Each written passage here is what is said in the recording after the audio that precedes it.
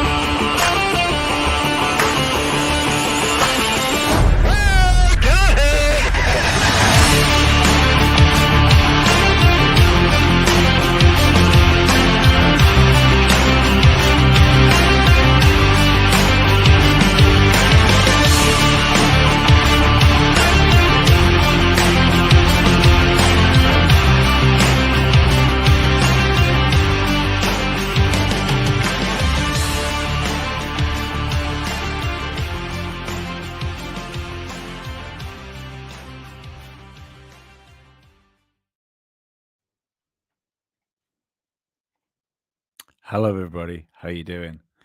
I'm not hungover at all. Still not hungover at all, and everything is going to be fine. But before we start the show, normal stuff: subscribe, do the thing, share the show. Remember, we have a Rockfin show as well now, so you can go join Rockfin. Like, already 100 of yous have already done this, so that's great. Without further ado, Oliver. My lad. Barely. I can't believe you're so hungover. I just before the show, you might, at the beginning of the show, you might get me saying, Lee, you've not hit live yet, and then it hits live. So if you hear it chuntering, that's what it was. Well, it was the fact you had to, hang on a second, the fact you had to tell me we hadn't gone live means they've definitely not heard it. Oh shit, I've just spilled. Oh yeah, no, I still feel a bit rough. I went out last night. It's TT week here in the Isle of Man, so that means the population almost doubles, and there's lots of stuff to do. So I went and started doing the stuff. I was drinking cans of wine at one point. Oh my god, canned wine! I can't think of anything worse than I was like fucking £6 a can as well. I mean, I like wine. Don't get me wrong, but out of a can.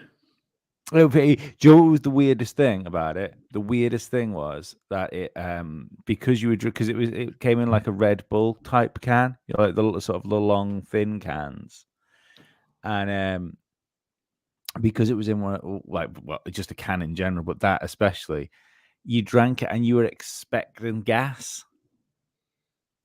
I felt like it should have been fizzy. But it wasn't. It was fucking weird. Yeah, I think that's what did the damage to me anyway. But apparently David is going to be joining us in a minute. He's just the Rockfin show though. The first exclusive is up on Rockfin. Yeah. Do you have a trailer? Can we play a trailer? I will play the trailer we played last night. He's here. Howdy. The man of the hour, and he's fresh out of the shower. Fresh out of the shower there, aren't you? Now this is all stink. This is fresh from outside and like 95% humidity. I feel bad, dude. I usually have an alarm on, and I don't know how it got turned off, but I apparently also turned my ringers. Like you guys are messaging me, and I'm just like, I don't hear anything. Yeah, you had a little snooze, didn't you, Dave? No, dude, that's sweat. I was actually spraying and doing yard work. It's hot here. I have been working all day feeding my pet bird. The cat brought a bird in this morning. Don't worry, folks. We will get onto the UFOs and aliens and stuff. But if you don't want to know anything about our personal lives, then What are What are you here for? Really lovers. So yeah, I rescued a bird today that my cat had brought in, and I tried to let it go, but it's too young to fly. Not So the first bird he's kept and force fed either. if you do hear a little chirping, he's really friendly, but I think he might be asleep. He's just sleeping, Ollie. That's it. Oh, no, he's not just permanently sleeping. Yeah, I know what people do. We've told our kids the same thing about pets. People might say this. They might go, "Well, you got to let nature take its course. You've got to." I did. I made a little nest for it. Put it in a bush. Watched it. Nobody came and fed it. So I've been feeding it cat food, and it loves it. I think you need a better cat, because I can't believe the bird's still alive. I think you have a dysfunctional cat. They don't. Like he's trying to transition his cat into a bird into being a cat. That'd be amazing. Anyway, let's put the Rockfin trailer up. Yes, the NASA one, because we were talking about NASA. Not the one I swear every 3 seconds on. That's brilliant.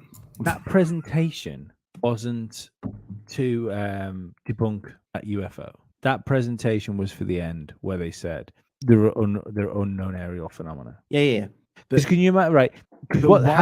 Why is that piece even in there? Because it makes it subtle. What they did, if they'd have just come out and said, if they'd have just done a press release and gone, yeah, so we're putting this little task force together. There's things in the sky, we don't know what they are. It would have been out of the blue. Whereas what they've done is we're going back to him again. Yeah, they've come in and they've said, look, we've done our work. Like we're doing our due diligence. This one, like people have been looking at, it's because the parallax scrolling or whatever it is why it looks like it's gone fast. It's not actually going fast. They copied that exactly off Mick West.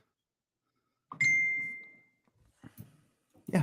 So there you go, people. There's a little snippet of our first Rockfin show. I'm very well it went. It was a good show. I enjoyed it. Mm-hmm. It was nice to feel like I didn't have to, watch my mouth. Yeah. I don't mean in the swearing. No, we did. We talk about some stuff you're not allowed to talk about on here. It's definitely worth going over to Rockfin and signing up to listen to it. The app's good, and it's not hidden behind a premium paywall, so you can just go there and listen to the extra show for free. If you only get through half of one of these shows and you don't subscribe to the podcast, also all of the shows we do also go up on Rockfin, so that they should be all up tomorrow. I think I haven't put Fridays up yet. I'll probably do it all tomorrow. It's a cool place. Some good content there. I'd never heard of it until I think like all the stuff that used to be on YouTube before the channels got banned, like the Alarm Molyneux's, the Mouthy Buddhas of the world, all that sort of stuff.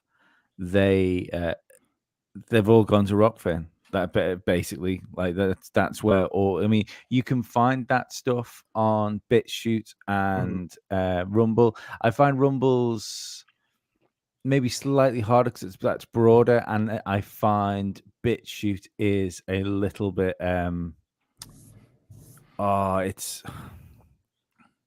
don't want to sound like some sort of fucking softy liberal by saying it, but BitChute is very right wing. It's very right wing, that whole thing. And but it's just one side. There's not two sides to anything on that place. Yeah. So I find that a little bit. You need a yin and a yang to navigate as well, BitChute. Whereas at least Rockfin is nice. It's nice and easy to find stuff. BitChute's a pain in the ass to find anything on. Yeah, it's really difficult. Yeah, I don't like it. I don't like it for that. It had an opportunity, but they just never made it user friendly. Yeah. We did speak briefly a little bit on that Rockfin show about the NASA UFO presentation. I know you've watched bits of it, Lee, because you just can't cope with a full hardcore NASA. No, don't blame you. It's like tax. It's designed to be inaccessible. Yeah, but I don't know about you, Lee. But everybody knows Mick West did a debunk. NASA basically, I think they took his debunk and they went with it. But what was interesting that you spoke about on the Rockfin show, which I think is everybody's saying, "See, told you." Oh, when did all the conspiracy people start to trust NASA? I think it was about the same time everybody started getting a small pinprick like localized pain in their arms. Yeah, When was maybe. When was that? I think it was the same time Rage Against the Machine suddenly advocated for the machine. Stopped raging against it and started. Yeah. No, it's weird. Like, I mean, for me, NASA's always been never a straight answer. That's Don't get me wrong. I think they're right on the debunk. I do think. I don't know. Yeah, but why? Because when one guy that made a skateboard game goes and does it, that knows his shit, and then NASA go and copy it, I kind of think that I definitely think they're right with that one. I don't know where I just don't know because I don't think you can see enough. Let's not forget that there was a while ago. He was trying to debunk stuff with birds. Mm-hmm. See and I like Mick West, and I think he does good stuff. He does do good stuff. Very needed in this community. Yeah. I think he could be a bit more open-minded. Because for a while I thought Mick West would be the guy that would go, if something actually does come up, which is even if like the first theory isn't like it's clearly aliens, I'd think that he would be like respectful enough to go, I'm not really sure what this is, but just the fact he has everything debunked within 6 hours, it's not really being open-minded, is it? I see what you're saying, but also his thing now is a debunker. That's yeah. Well, he's brought a book out, hasn't he? That's the thing to remember. So when that's your thing, you've got to do that. Whether it's like putting UFO footage. If you see a UFO, it's like a lot of people criticize Third Phase of Moon for just putting any old shit up on the channel straight away. I will have their corner on one thing, is they're quick to put it up. Yeah, they probably should spend more time trying to debunk it, but that's not the business model. People need to understand that. That is not their business model. Just like Mick West's business model is not, let's sit on it for a bit, waiting for it to happen. Wait and see what happens. He wants to debunk that shit first. That's his thing. You're absolutely right there, but that's one of the reasons we shouldn't trust him 100% is because you say it's his business model. Yeah, no, I agree. Yeah. People make humans make mistakes. Shouldn't trust anyone. No, exactly. I mean, seriously, yeah. Like, is it a for-profit entity of any kind? Yeah, don't trust them. Mm-hmm. At some point, he has said he will come on. Not this show, but me and him have had a back and forth. And he said he'll come on sometime. I want to ask him some questions about if he actually believes in the subject. Does he actually? Because there's got to be something that entices somebody to debunk the stuff. It has to be an interest there. I couldn't just go in and debunk UFOs if I had no interest in UFOs. Do you know what I mean? I don't know. I do genuinely struggle to try and work out what's in it for Mick West. I mean, I know now he's got a book out, so he's going to make a load of money on it.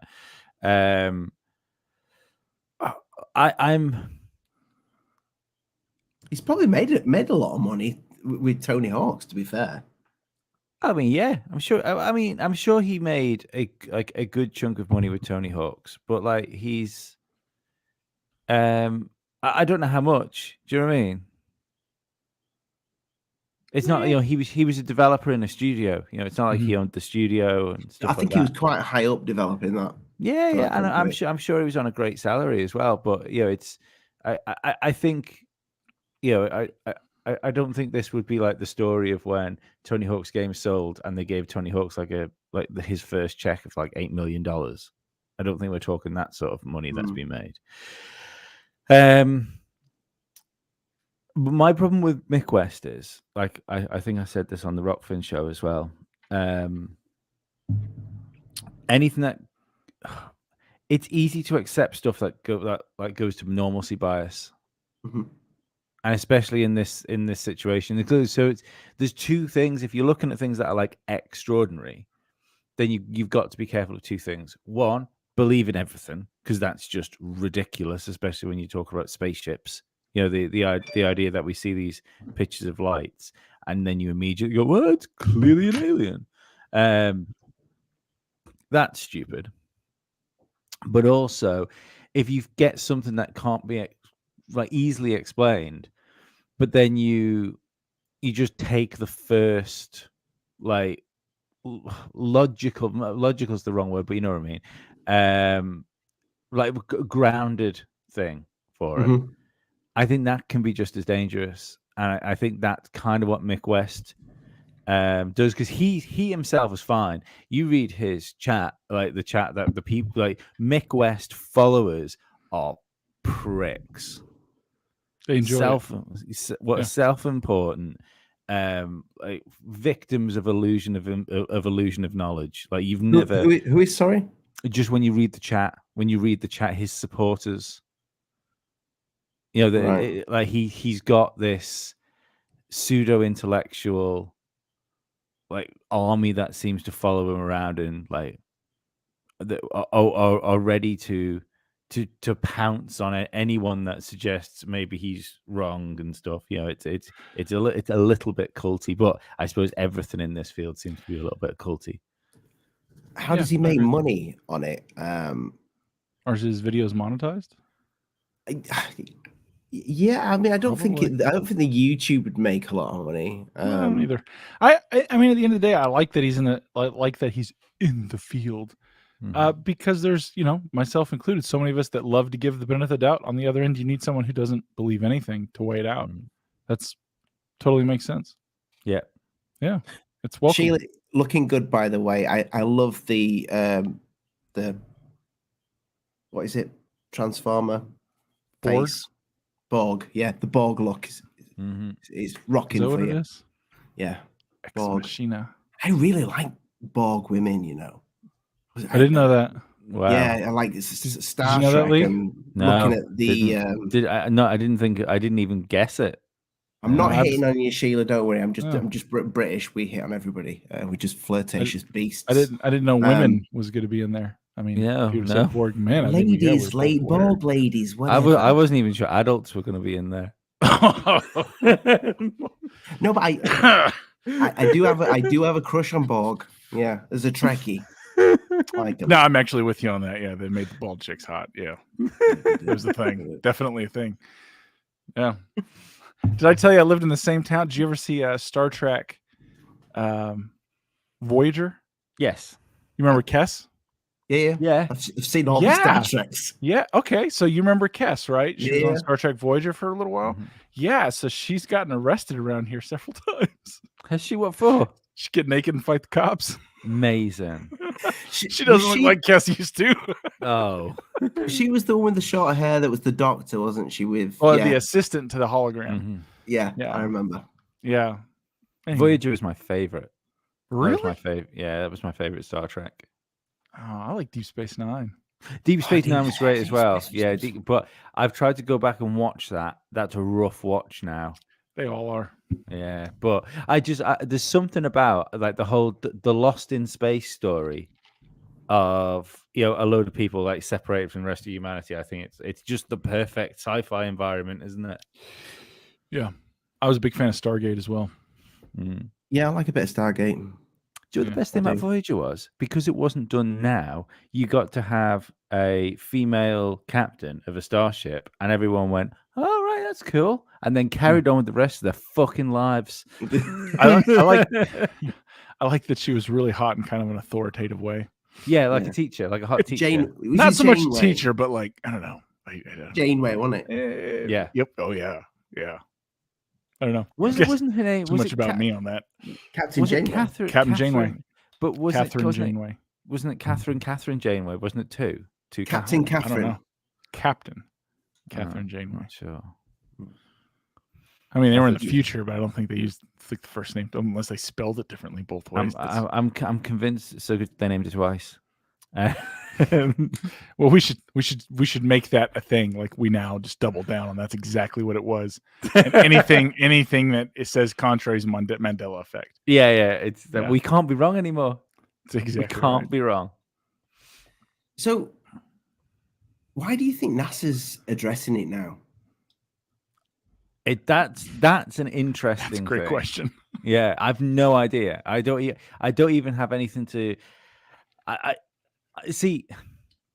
I still stand by what I said in the clip from Rockfin. That whole press conference wasn't about the debunk. The debunk was the sugary coating and the medicine was in the middle. And the medicine was the bit where they were talking about the spheres, and like we showed in the beginning of the show, where they said these things have been seen all around the world. So they're in one area they debunked something, and in the next one they turned around and said, "Yeah, they're real." Yeah, you know what I thought was interesting was some of the phrasing. I was reading on one of the tweets from Senator whoever the hell, and That's a weird name. Yeah, well, I think it's Irish. But it was going back and forth in a stream of them, and the person was like involved, and they had said specifically, and someone else had quoted it, and I'm butchering it, but it's that they don't believe that these spheres are from extraterrestrial origin, but they're not known. So it's like, wait a minute, so they're unknown, but you're just convinced they're not from outer space or ET, yet you also agree they're not from any government. What the hell does that mean? Yeah. That's the thing that they're saying. They're seeing a lot of these spheres. What do you think the chances are that there is I know I've pondered on this on a few different shows. What if we're not the smartest? I don't think we are. What if there's something else? Because I still think that's much more likely than aliens visiting us from other planets. But it's still be alien to us. Still be alien. Well, yeah, cool. Yeah, I mean, yeah. But the terrestrial, but not in the traditional ET sense. Just in case it happens, we still got the brand. No. All we got to do is say, "Oops, we were wrong." That's what's missing. Everyone's afraid to be just wrong. No one wants to be wrong. Yeah. They double down. Well, if it's not this debunk, it's that debunk, or this debunk, or it's gonna be. I know it is. Everyone's like, no, I know it's true. Just say, hey, maybe not. Hell, we don't know. It's neat. Let's talk about it. And it would be so much better if people could just get together and go, look, I've no idea what's going on here. What I do know, I think what is universally accepted, everything's fucked. But there's something very weird going on. But I've no idea. I still believe this feels, even the NASA thing feels like it's building towards something. Do you think they know what it is? So I think that I think they have an idea. Yeah. I think they have a better idea, but I don't think they know.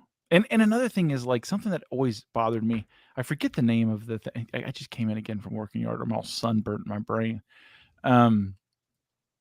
They said when the Spanish showed up at the shores and they met the Mayan, that they didn't even see the boats because it was so beyond their understanding. You know what I mean? They couldn't until shiny men in armor showed up. Yeah, that were an entirely different. Yeah, and they're like, "What the hell?" And then they could see the boat. It makes you wonder that if things are happening around us, but it is so beyond what we can accept, we just don't see it. Yeah.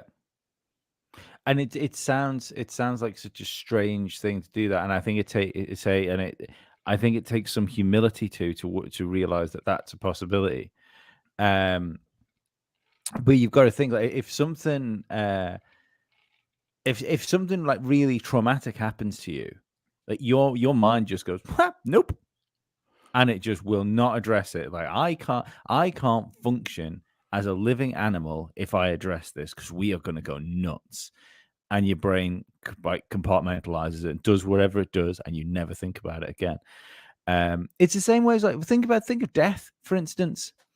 We have such a small amount of time around here, and we have, regardless of whether it's regardless of how we've been told to treat death and fear death as true or not, that's very debatable. But when you think that, I mean, well, I'm 40 years of age. If I'm really lucky, I'll get the same amount of time as I've got now. Again. But I live my life doing dull, mundane things. And realistically, I should be thinking, I need to get some shit done. I have very little time. But we do, all the time. We lost you for a second. What? We lost you for about a second. Oh, that's weird. Like you can't just go around fearing death all the time. So your brain just works a way around this thing that, it's that eventually you and everybody you love will cease to exist as we know existence. It's funny you say that. Me and my friend, who you guys are going to meet in 2 weeks, we're just talking about this last night, like the point of life. His cousin is worth at least $20 billion, maybe more, in all seriousness. And it's like, we were joking how much, like trying to wrap your head around that kind of money. You know what I mean? Like truly wrap your head around that kind of money and the people he hangs out with. And you just can't. Like you can't. And it's like, does life change for someone like that? Nothing is beyond him. Nothing. Like if he wanted to buy every castle that started coming up for sale in Europe, 20 million here, 28 million there, 50 million there, he could do it. He could say, it's $5 billion, keep going until it's gone. It would mean nothing. Mm-hmm. Like, so what matters in life? And so we kind of use him as that. And for him, it's about his family. He keeps up with his cousins. He gets together yearly. Like these are the most important things for him. Isn't like going to a casino and balling out, but taking like cousins and friends who don't live like that's, getting on $100 million private, baby blue jet is a big fucking deal for a normie. For him, that's every day, right? Because his most valuable commodity is time. So he likes to take and show, not, you know what I mean? Like, I don't know. He takes joy in other people's getting to experience things like that. Yes. And that's so cool. so you reference it to our lives. What matters? Is it the work? Is it, what are we achieving and building and leaving? Or is it like your kids, your spouse, your friends, and those interactions mean more? Everything else, like, to me, we were joking. It's almost like it's not real. Like the TV and the news, and we're doing this. I mean, I get that it's happening. I'm not saying, but as far as my bubble goes, it's, my family and my friends, which are really just family you choose. And us kind of moving forward, just, building cool experiences like you guys coming out and us doing the haunted jail. That's an amazing experience. It's going to be so much fun. Yeah, dude. Yeah. Are we staying in that jail? All night. Sleeping? Well, like, why would you sleep there? You sleep in. Dude, you know what happens in jail, right? There's a reason I picked the jail. Hang your soap on a rope. Like we've literally been in there for like 15 minutes, and Ollie's like, "So where are the showers, and how aggressive were the inmates?" They're there, by the way. We get the full building. It's a ridiculously old building too. It's built in. It's like 150 or 200 years old, something like that. It's like so it was a jail when the Tennessee was still like the West, Yeah. Part of that's looking at the pictures of it. I thought it was like an old West, like it is. Yeah, and it's just been kept there because it's a very small, very rural area, and not a lot of people have really been there. It doesn't have a lot of mainstream attraction, and it's big enough that we three can handle. Like we'll be fine there. But like that to me is like not so much ghost hunting or anything, but the purpose of life is having fun experiences with friends and building that, and we carry that shit on to whatever's next. I could just see loads of shots of me shitting myself and Lee laughing his head off. It's, at some point you'll pass out from dehydration.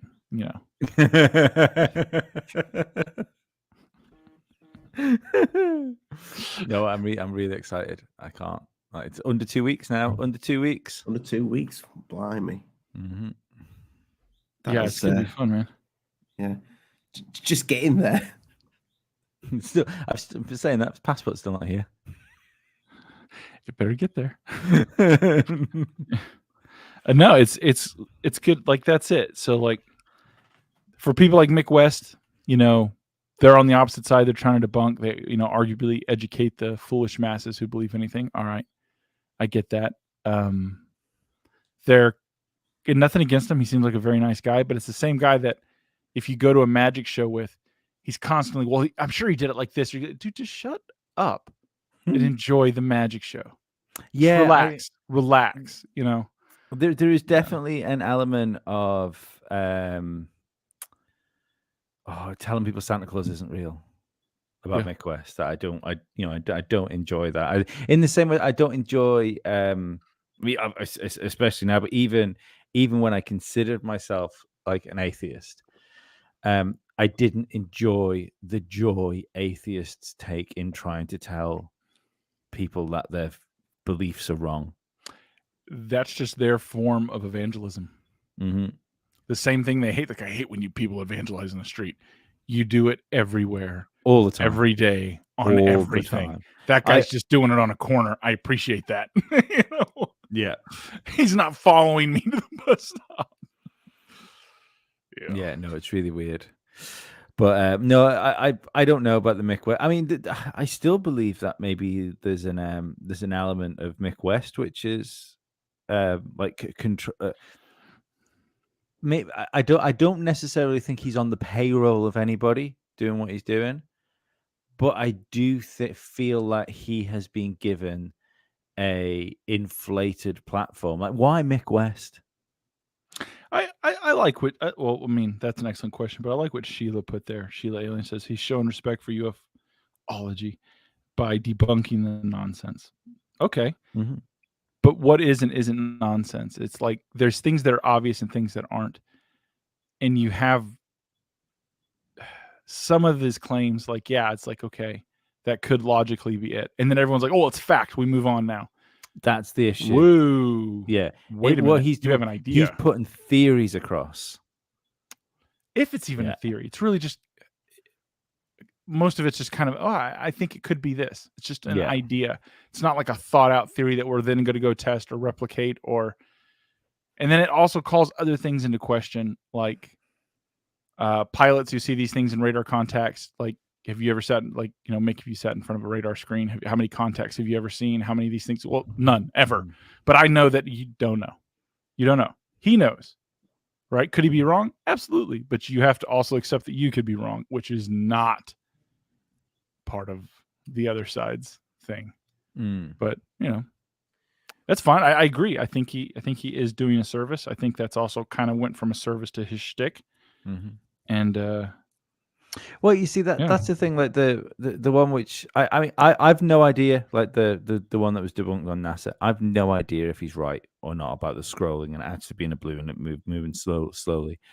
What I am confused by is how if it was a balloon that was moving slowly, those pilots got so excited about locking onto it. I was just about to say that. So when we said this, I think on Rockfin, we're gonna have to change the intro if it's just bullshit now. We're gonna have to change it. But it's like, I don't think it is. That guy's excited, isn't he? That bit doesn't make sense to lock onto. But this is the problem, though, isn't it? And this is the problem with lots of the stuff Mick West does, is that he cherry picks the bits that will fit what he's saying. So he's just completely like, he's not acknowledging the fact that the pilot seems to do stuff, like seem to be surprised at what was going on. It's not that bit does need to be acknowledged as well. Well, but the thing is, like, fighter pilots are some of the most highly trained people in the world. You know, you're not talking about idiots here. There is such strict criteria, even now, like to color blindness and stuff like that, people that can actually become fighter pilots. And of the people that try and become fighter pilots, it's only a small amount of those people that do it. You know, the whole reason of the, I mean, I know it's a bit over the top, but the whole reason that Top Gun is an acceptable concept is because, like, when you boil it down, it is best of the best, sir type situation with these people. They know what a fucking balloon is. You guys might get to meet a fighter pilot. I think he might be coming to my birthday. It's one of my friends. Brilliant. Thank you with the with the demonic super chat there. Brilliant. Yeah. Me love you three guys, like musketeers of ufology, talking about their true feelings and what's going on. Thank you, my friend. Thank you very much. Who's each musketeer? Which one? That's a good question, right? How many musketeers were there? 3 I'd musketeers? like to be Doug. Well, there's 4, really. There's Yeah, 4. But he's not. D'Artagnan's not one of the 3. He was the fourth one. You had Porthos. You had Aramis. Orthos, Aramis. So Aramis was the religious fat one, right? So I'm probably gonna. No. I thought that was Porthos. Oh, maybe it is. I got. It's been forever. Yeah. Since I've. But we'd definitely be the dog ones and not the people ones. Oh, we're definitely the people ones. But wait, which one? Like Man in the Iron Mask, 3 Musketeers, or like the original 3 Musketeers? Like when I mean like from like the black and white version, or the dog ones. What? Did you not get the dog from 3 Musketeers? No, I grew up poor. I remember them. Yeah, it was one of my favorites. Yeah, appreciate that, my friend. Yeah, so do I. I know what you say. I get what you're saying, but I think he does a great job. It's not just because I want you on, Mick, because I do. No, but let's be honest here, though. Who knows more about things that are flying in the sky? A guy that made a skateboarding video game, or fighter pilots? And that is true. That's a really hard call. We should really think about that. Let's not jump to any quick conclusions here. I want a signed copy of Tony Hawk's. Have you? By Tony Hawk? No, I want forget Tony Hawk. I want Mick West to sign it. Hundreds of developers worked on that game. Hundreds. It wasn't Mick West in his garage with Tony Hawk. I want Mick West to sign it, and underneath the quotation, West knows best. But this is the thing, though. Like, why Mick West? Like, he's the guy. He's the one. But why was he on Joe Rogan before anyone knew who he was? Because Joe Rogan knew who he was. Well, that's true. Yeah, Joel just noticed him and thought, well, he goes against. No, usually you've got to do something. Like you could, he did a lot of debunks around about that time. I had no idea who he was until he went on Rogan.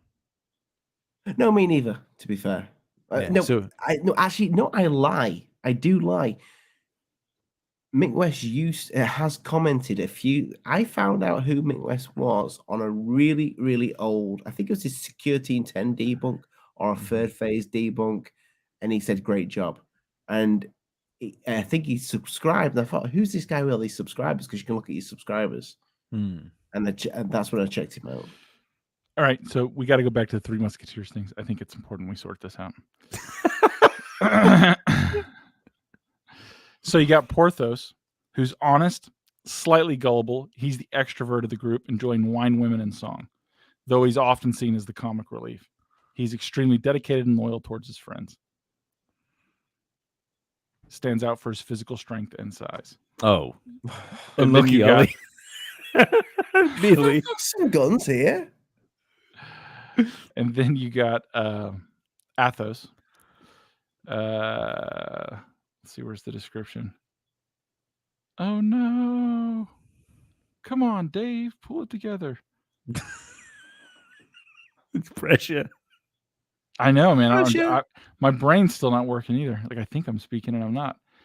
The oldest of the group by some years. He. Wait a minute. Yeah, I think. Yeah. So we'll go to Aramis first. Loves and courts women, which fits well with the opinions of this time. regarding Jesuits and abbots. He's portrayed as constantly ambitious and unsatisfied as a musketeer and yearns to become better.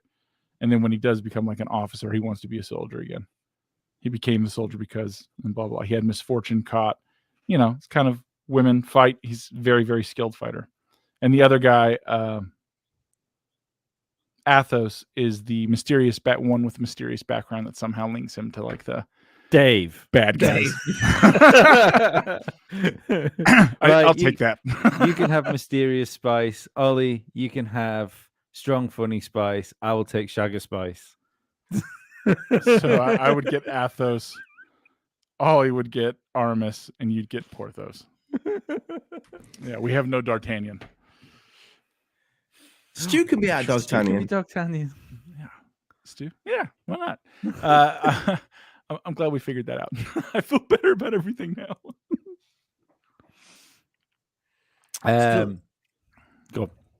I was just going to say, still, like when it comes to, we can't answer that question. I don't think anybody that is talking about, and I've seen loads of channels talking about this NASA thing and the Mick West bit, mainly talking about the Mick West bit, but nobody's really addressing why NASA is doing this in the first place. Why it's it did going seem on. like a strange thing, like just out of the blue. They Like, don't do this. Here it is. Everyone's doing it now. It's the new, but no, but the company. No, that's what I mean. The company. Well, so like Moody Mogul made a point, said a really good games programmer in the AAA gaming industry, they tend to have more than one degree, like a master's, things like that. Well, here's the thing about that. So do fighter pilots.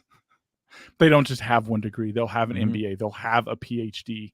And as far as math goes, if you're not extremely intelligent in math, you don't even make it into that program. Yeah. I'd actually highly argue competitive. I would argue that point with Moody Mogul, actually, because Mick West, the age he is, I'm quite into, there's an excellent podcast, if anyone likes this sort of stuff, called The Retro Hour. And they have all sorts of different game developers on, talk about like making games in the 80s and 90s and stuff like that. Like lots of these people weren't educated. They weren't well educated. Are you talking about Digital Foundry? No.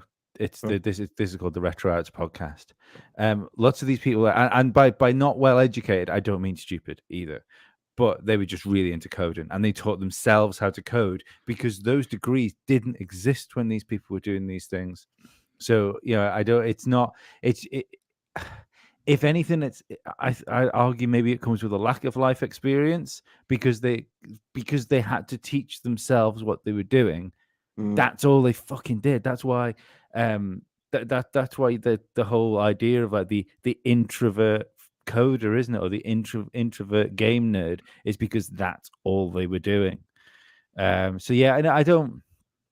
I just don't have. I'm not having that. He understands more about what that thing was in the sky.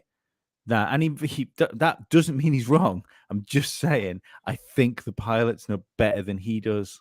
Yeah, and he made another point. It's like he thinks the pilots probably know what it was. There maybe that very well may be. We only got to talk to 2 of them so far, and we know there's 4 to 6 that have had encounter, if not more. I'd be interested to hear from all of them. But at the same time, like the fighter pilot that I know, he's in professional finance now. So I guarantee all these people went on to other jobs, and they don't want to drag this up. Like they're. It doesn't matter what industry you're in; it's going to be viewed oddly. So my mate who's in the RAF, he tried to get in a job in the tower on the radar, and he didn't pass something to do with psychological bit to get into that bit, but he's an engineer and he fixes the planes now, so he did get in. But he's like I would say out of all our friends, he's the one who nothing affects him at all. He's just like that. So for somebody to be an actual pilot and fly those things must be insanely switched on, nothing much affects them. And this is why I had the issue. Making split second decisions at 800 miles an hour. Yeah. Yeah. So here's the one pilot that I like, one fighter pilot that I would say I'm friends with and that I know well. I know other ones, but we're not pals. You know what I mean? And this guy he was a Harrier pilot for the Marine Corps. He was a Marine Corps officer. He was also one of the first rounds. And when they started up their own special forces in MARSOC, and he was a Raider before MARSOC. He is extremely intelligent, capable, and calm. And life and death split decisions in a heartbeat. Like he's a trustworthy dude. Like if he says it, it is what it is. And the other people I've met, they're all that way. You know, like it's weird. Everyone. So like if they did get, if the pilot Fravor or whoever these people that they put out, and they're like, well, they're wrong. They misidentified this and or they're lying. One, Fravor wasn't just any pilot. He was a commander of his squadron.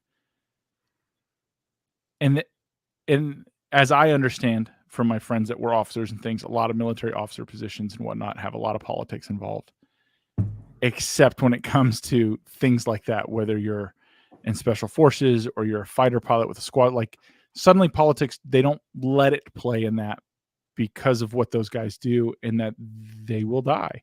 So that politics don't play. We can't put someone in charge just because he's politically connected.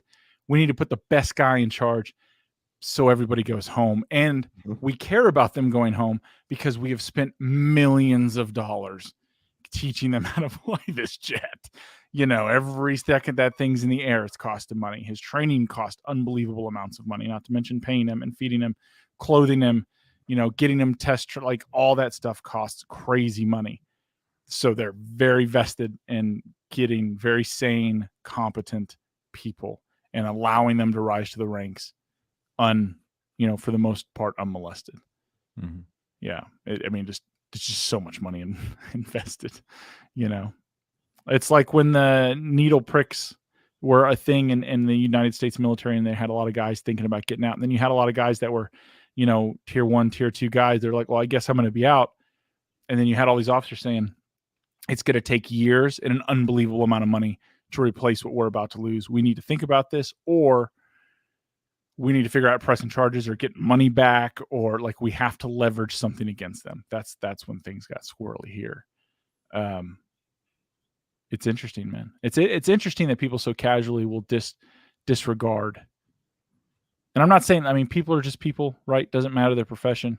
I'm not saying a cop or a priest or a military person is any better than any normal person. I'm not.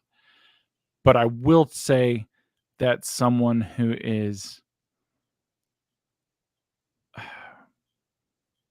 like a fighter pilot is probably better trained and better understanding, and more than likely has a much higher average IQ than the normal person. They had to get where they are. Mm-hmm. You know, it's not like, hey, I was just a soldier, or I was an artilleryman, or I was in the tank, or whatever. He had to pass all this testing. He had to do this schoolwork. He had to maintain this certain level of physical fitness. He had to do all these things together. He had to be able to make these computations on the fly. And not only that, he had to go through a bunch of physical training. You know, it just doesn't add up that they would be so grossly and casually wrong. And not just Fravor, not just one dude by himself. We got that other chick. And then they're saying that, hey, we got a couple other people that are saying the same thing. As far as like the, the things in the sky that could be flares over the Marine base, you got a bunch of dudes, 50 dudes. It's night. It's a bunch of people. You got groupthink. They're artillerymen. They could definitely be mistaken. They're not in the air. You know what I mean? And not saying that one's better than the other, but there's a lot more training to be a fighter pilot than there is to fire mortar. Just is what it is. Well, I mean, the salary that those guys are on is insane. You know, so which ones? For the fighter pilots, it's okay. It's not it's not crazy. They get out, they'll make a lot more money. But for some of them, it's not what it's about. But it's about thrills. I think a huge part of it is, to be honest with you. Yeah, of course it is. Of course it is.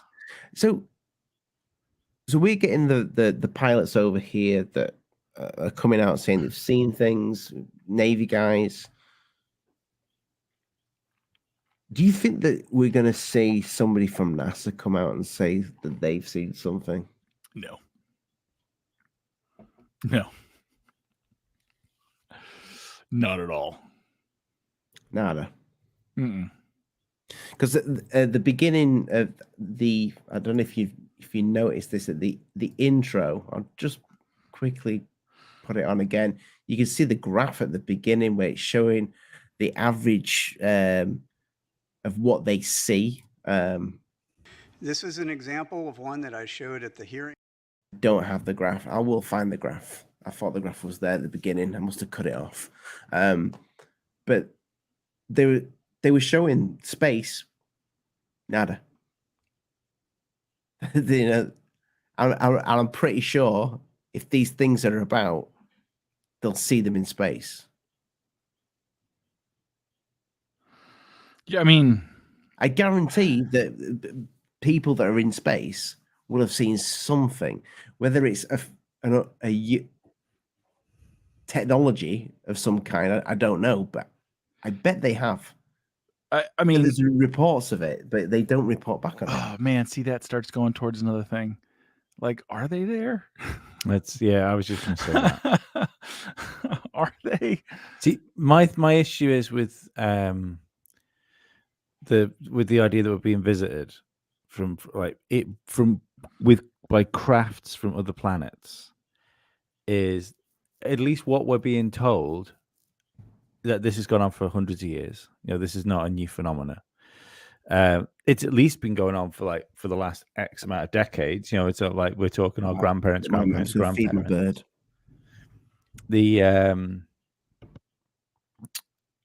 I think that would end up being, if we'd been being visited like since way back in like Egyptian times, then I think we'd have had. I think we'd know it. Do you know what I mean? It would just be part of reality. Because because before the cover up, it would have just been part of reality anyway. So it would be like trying to cover up the fact that if you get in the sea, you get wet. All of a sudden, I don't know. Like I said, the more time I've spent doing this show, and the more people we speak to, and the more things we look at, the less I believe in physical spaceships. And that raises other questions. Like, they have to have some idea. Say it is that. Let's just run on that, right? Let's do that thought experiment. Let's say it isn't physical. Let's say it's something else, and they're aware of it. What would be the point in keeping it secret? There's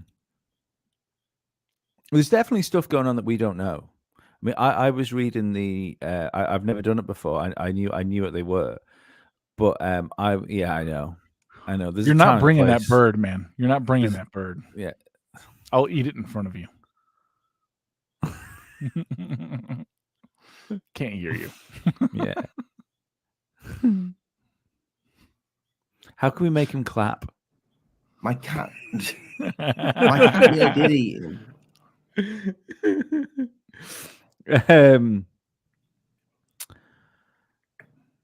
Sorry, I'm completely fucking lost now. I'm just looking. It's not our fault. He's autistic. Right? It's not even his fault. So he was asking for food. It's his parents' fault.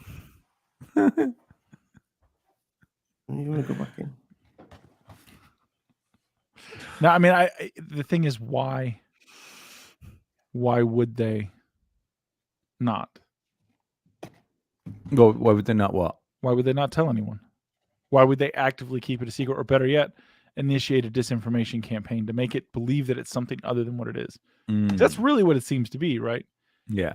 It seems to be there's a disinformation campaign to make it believe that it is from like Alpha Centauri Prime. Alpha Centauri Prime or Beta Reticular or whatever. Instead of saying, no, these things are actually natural phenomenon that exist alongside us here, and they're everywhere. Well, I was reading the declassified, the white paper things that came out of the Gateway tapes, you know, and when that was declassified, and I found the papers on it. I was reading them the other day, and that's wild. If you want to talk about stuff that's been kept from people, and that's even released and still not spoken about, you're talking about like legitimate government programs that used meditation and sound waves to help people astrally project themselves. Yeah, I think that they know it's totally possible. They Yeah. believe in all of that, and they also believe that there's no real valid results you can get from it because it's uncontrollable. I've an a theory that the sudden drop sensation you get sometimes if you fall asleep, and you wake up feeling like you've been dropped from somewhere. I think that is almost crossing over. Just in a natural state of relaxation, it's almost like slipping the veil, and then you fucking wake up before you can do it, because you don't know. We don't know what we're doing. It does feel weird, that, doesn't it? Mm-hmm. Don't worry, we go ghost hunting in that old prison. When we get to the showers, we'll slip Ollie's veil. Yeah. We'd like to know what the scientific diagnosis is for the drop thing when you fall asleep. Sure. Okay. Yeah, they say it's because we used to sleep in trees, and now and again your body will go whoa, just in case you think you're going to fall out of a tree.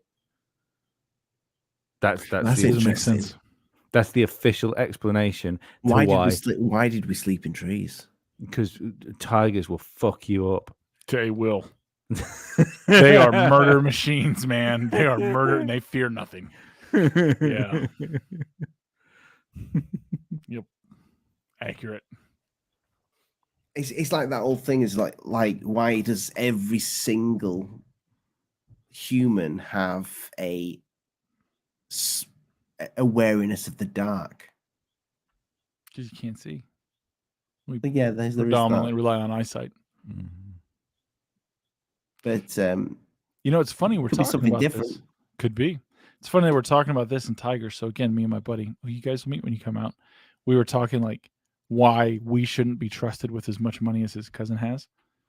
And it's true. Like, I'm not a trustworthy person. Like, if you gave me billions of dollars, I would do ridiculous things with it. Like we're talking about tigers, I would definitely buy one.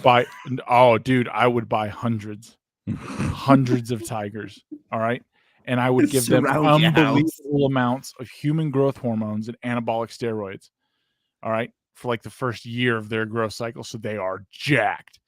And then I'll take random like wild pigs, because we have wild pig problems here. So I buy Texas Ranch, and then I will get the tigers addicted to methamphetamine. And then I will dose all the pigs with meth. That way the tigers go after the pigs, right? Looking for more meth. And then because they're trained that they're not getting high, they'll just run to a different pig. And I'll have hundreds of jacked up, yoked pig killing tigers. And it's not because I'm trying to control any populations. It's just because I'm a billionaire and I'm fucking bored. And then I would pay people. Like, if you can go in there with like a bow and arrow and take down one of these tigers, I'll give you $10 million. Now understand. That's straight to Netflix.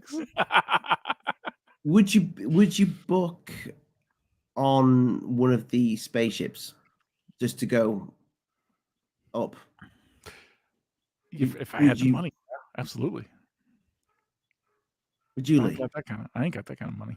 No, I don't know. If you could see what's up there. I mean, I suppose I don't like flying in general. I'd certainly want them to run a few first. Like I'll be getting on a spaceship when it's like common day stuff. When it's like normal, like getting just a plane to America. Yeah. Going to Mars for the weekend.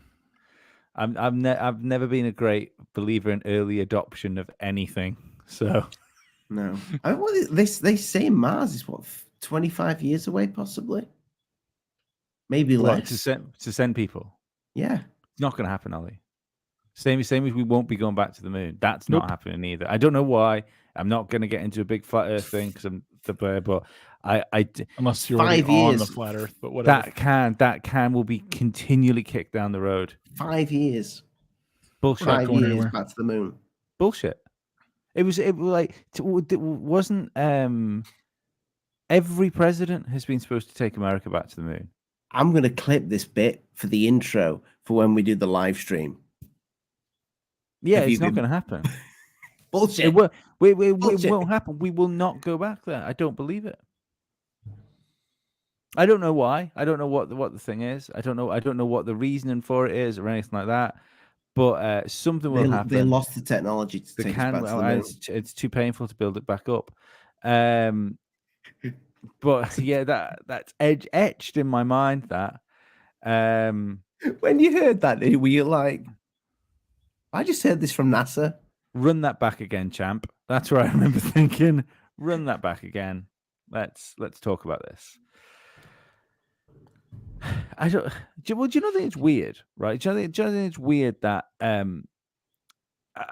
I think we will probably use climate change and or global financial collapse to stop us going this time. Just simply not having the money to run the project. The time would have been the early 2000s. Like late 90s, early 2000s, where there was so much money around everywhere. Why didn't we go back then? It's a good point. Why didn't we go back? Why didn't we go back when Barack Obama said we were going to go back? Or why didn't we go back when the fucking great Lord and Savior Donald Trump said that we were going to go back to the moon at one point? Every one of them has said it. Technology's advanced too much, it'd be infinitely too difficult to try and fake. Yep. See, it makes you wonder, like, we have to possess the technology to do it. We definitely possess the technology to do it. Yeah. Why aren't we doing it? Mm-hmm. It makes no sense. Makes no sense. Maybe financially, it's just I'm not even going to go down there. Not true. Like if you were going to do vaccine research or agricultural research or genetic agricultural research, it makes more sense to do it on the moon or even in orbit in an isolated environment or away from us where things can't go sideways. Mm-hmm. Thanks, Jennifer Sammy. She brought up Gary McKinnon. Gary McKinnon's story is still really interesting. I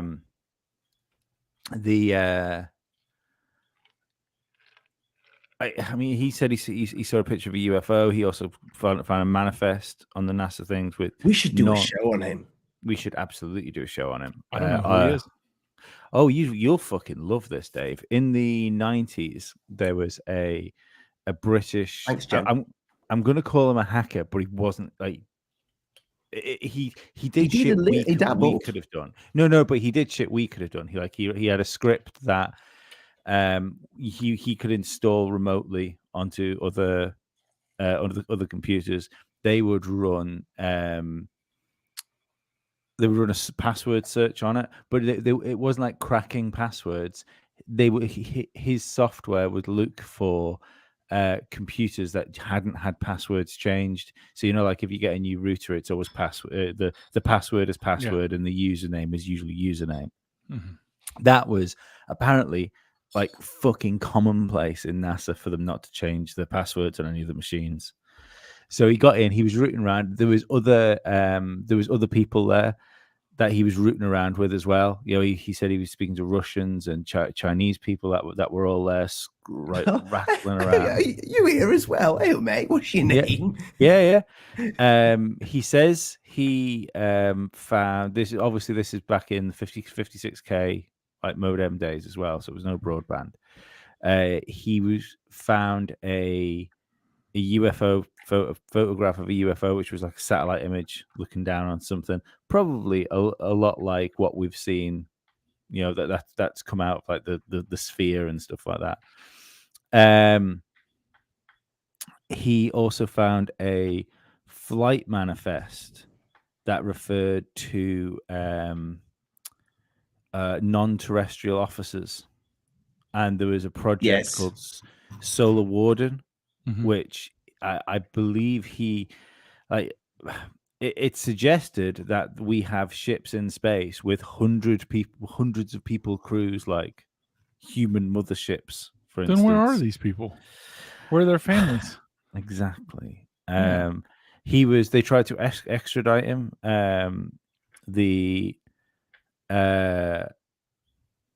He was on the borderline of being extradited to America. he managed to get on the thing by saying he was autistic. And at the time, our Home Officer, which would then become our Prime Minister, and I've forgotten her name. Who's our recent Prime Minister, Ollie? Come on. I've forgotten her name. I'm not even joking. I am. Yeah, we had a hot minute where it felt like we had a new Prime Minister every 15 fucking minutes. But anyway, she basically championed him to stop him getting extradited. I still think he's on a flight. He's like banned from flying internationally and stuff like that. Yeah, so it was all very. It was Theresa May. Thank you, Andy. That's the one. Flowden. Yeah, good man. Can we get the Gary guy on the show? I don't think he does anything like that anymore. We could try. Yeah. How do we reach out to him? You guys live there. You could just like show up and knock on his door. I think Ollie lives just down the road. He who dares, Rodders. Yeah, let's do it. Let's get him on. But yeah, I mean, I've no idea. It's a fascinating case. It was around the similar sort of time as the alien autopsy video as well. So it was an X-Files, and it was all its interest was at an all-time high in this sort of stuff. He seems very credible. Don't get me wrong. So something interesting that you say about that, Ollie, do you still have that picture where I was at the that UFO thing with It's in my favorites. Yeah. So you see the obvious female there between Ray and I forget the guy's name, Michael something, I think. And then there's I don't see any obvious females there because I'm not a bigot. The one with the rack, the nice, excellent, well-developed rack. Anyway, she was there. She was interesting. She was there because she said she was a government contractor from Texas, and she was doing work in part like in material sciences and design for the company she worked for. And there was some random file that got sent over, and she said it was schematics for American-built UFOs. That's interesting. Yeah. And I mean, I believe that she genuinely was from Texas. I also kind of really believe she was probably with the government. She kind of smelled like someone who was with the government. Yeah. Yeah. I just want to know where the gateway technology for this stuff is, though. That's if we cracked gravity, for instance. Let's see. In every other scenario, we see like steps. You will have something that's been super special, but there'll be a light version come on the market for private industry. Yeah, I think you're probably right. It's got to go. Do you think Elon's got more chance of going back than NASA? I don't think we're going back. I don't know why. I like Elon because I like some of the stuff he says. Yeah, but I don't believe he's going to get us to Mars. No. Always kind of makes me wonder if because he has all these. This is the hardcore conspiracy theorist in me. That if he has somehow stumbled onto information about what's actually going on, that's why he's been given all these direct. That's why he's getting SpaceX and the satellites, and no one questions him when he wants to dig a hole in California, make a tunnel, or he can basically kind of do whatever he wants as long as he keeps his mouth shut. Right? Like you're not part of the system, but somehow you found out about it, and we're just going to ignore you because you're just kind of playing your own game. Mm-hmm. You know. This here is that's I remember this. And a teddy bear. Do you remember this image? Do you remember the image on the desk? Yep. So this is really interesting. This image has now it's gone from the internet. So if I click on the link here, you see it takes it's another window. But basically, trust me, you click on that link, go find this video, watch it. In fact, I'll put the video in the chat. There you go. You can go watch one of our old shows, minus Lee. That Lee's in the teddy bear suit. Ollie Why? lost a fringe. Ollie, at some point, Ollie lost a fringe but gained a Lee. So I'm not going to play this because I can't stand the sound of my own voice, but that No, I image get it. on the desk there has a little tiny square on it, which is really weird. Not only that, can you see my cursor? Yeah. Yep. This screen here, in fact, let me make it big. Yes, Enhance. Dave, that's what she said. Enhance. That's Oh, he. probably not what she said, but whatever. Right, so that there and that there. So let me get the photograph. Here we go. So that's zoomed in on the photograph. There is a perfect little like square thing on that photograph. But not only that, again, NASA has this in the back of this image, like they've highlighted it for some reason. Very weird. Yeah, right. What I'm going to say about this is I don't believe that they just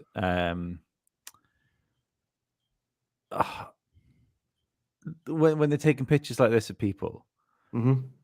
I don't think they're just rocking up and saying today's photograph day.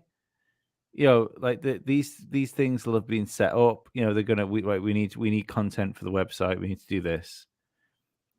I don't think there's anything there that you're not supposed to see. I don't know, man. Government's pretty inept. In an unbelievable way. Like Hillary Clinton literally gave away our nuclear response time in a debate because she got flustered. That's true. Like that's accurate and that's classified information. like these are they're just people. And the reality is most of them think they're a lot smarter than they really are. If you've ever dealt with any politicians at any level, that's, yeah. Yes, mate. It is the moon. I believe it's the moon anyway. What is the moon? Cheese. I love cheese. Cheese is fantastic. There's the video anyway, so yeah, go check it out after the show. It's an oldie. How are we gonna handle shows when you guys are out here? I imagine that I'll be sat next to you right there lovingly, and Lee will be on the other side. I only got the one microphone now in this studio. We can fix that. We'll just turn the gain up and not move around a lot. We'll just get our mouths real close together. It'll be romantic. Yeah. We might just do like the one show while we're away, though. I think that's probably the best thing to do, isn't it? Do the one show, and knowing that we're gonna come back with some fucking hot, sexy content for you all. Where Dave approves it. We'll see. The crazy thing is, like, some of the people I think I'm going to be able to get you guys to talk to is people that won't go on camera for anything. Do you know, I get that because I mentioned earlier about my friend in the RAF, and I did say to him, "Would you?" He's been on shows before. He doesn't come on them anymore. But I said, "Do you reckon you could get one of your pilot mates to come on?" He says, he just laughed at me. He said, Absolutely "No." not. He says, "No way. They wouldn't. They wouldn't even." He said, "No offense." He said, "It's just not worth their future everything." Makes sense. Yeah. Their future everything. It doesn't. Yeah, especially for a crackpot show like ours. Good Lord. Oh yeah. Yeah, we're just ruining people. We're not helping you. Yeah, it's I don't know. It'll be fun, man. The ghost hunt thing will be fun. Shooting guns will be fun. Staring at the sky with night vision will be fun. And when we're doing that, like things like that, when we sit outside or whatever, we should be able to live stream that whole thing. Like my tablets and stuff, I have multiples of them that all have like they're on cell service. You know what I mean? Would there be a way you can log into that, and we could literally live stream just from the tablet? Would there be a way, in case we do see something odd, to be able to zoom in and get it onto the tablet screen for the audience? No. No, it's just a tablet, Ollie. I don't know, David. But you have like all sorts like. I've seen some of your tech. Yeah, it doesn't record though. It was never meant to do that. Right. Yeah. I mean, you could like try and focus through it, I guess. Like you could do that. I've taken pictures and done things like that before. They don't look great, because of the focus on it, how it works. Yeah. Doing it live's like that would be amazing, because also then you don't get people accusing you when you get back with the footage going, "Oh, you've faked that." Yeah, saying that they're going to say that anyway. They're absolutely going to say that anyway. We'll be called Stephen Greer. Yeah, it doesn't matter. They will absolutely say that anyway. But like when the night skies are good here, like in the backyard, we'll just hang out. Unfortunately, you guys are coming right at like summer solstice, so the nights are the shortest. But is what it is. You guys will be able to participate in our Midsummer's Eve festival. Is that where we sacrifice something? Something. Sure, we can call it something. It's not like we'd, fly in strangers from another country who'd be easy to or difficult to locate in another country with red tape or anything. Sure, Ollie. Yeah, something, whatever. That makes you feel better. Oh, I'd really like to stop joking about this now. Yeah. Shit himself. Yeah. And party as hard as you want tonight, because you're not going to have to worry about the morning, right? Go all out. Oh, that's my motto anyway, Should definitely be your motto on this trip. If you do one of these fucking hunt things and it's like and it's me that you're hunting, then you're just being fucking lazy. Like it's not a lot of sport in that. Yeah, no. I have showers because I don't want to run a bath, let alone run a race. Well, unfortunately for you, we're hunting you with slingshots, so it's gonna take a while regardless. We're not good shots. No, yeah, man. The shows, we should be able to accommodate that pretty easily. You'll probably want to log into like your YouTube or whatever, however you want to run that through one of those devices. We can set it straight up through StreamYard. No problem. Yeah. So run it. I actually have a StreamYard subscription. You pay for StreamYard? A year at a time. From the Modern Militia days. Yeah. I just remembered not too long ago. And I was like, I wonder if I still have that billing. And I was like, yep. Yeah. And let me guess, you remembered it like 10 minutes after it auto-renewed. No, it was in February, interestingly enough. So I went ahead and canceled it. And so next February it runs out. Or December. Or I think it's February. But whatever.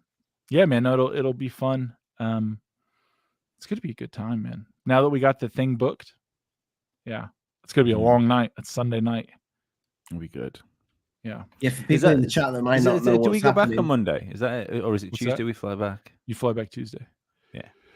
So Monday will be like a chill day and we can do whatever. Yeah. Yeah. So me and Lee are going to America and staying with Dave, people. If you're not sure what we're talking about. That's what they think. Bit of business. We can get a bit of business done and a lot of pleasure. Not too much pleasure. Yeah. We'll see what happens. It's not like a stranger in a car is going to pick you up at the airport or anything and then drive you to somewhere that you don't know where you're going. To be fair, that's fine at that point. But even before that happens, I've still got to leave my island to meet another stranger to go to stay at another stranger's house before we get on the plane together.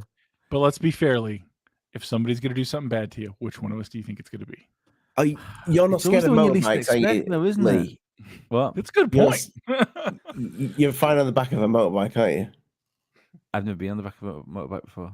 Well, that's going to change because I'm picking you up. I need a selfie from that. That should be the new avatar of the channel. Well, I'm driving. You two on a scooter together. It's not a motorbike; it's fucking moped. Even better. Slightly back on track. Do you say, Lee, that I see lots of things. Something you've said for a while, so you feel like something's coming.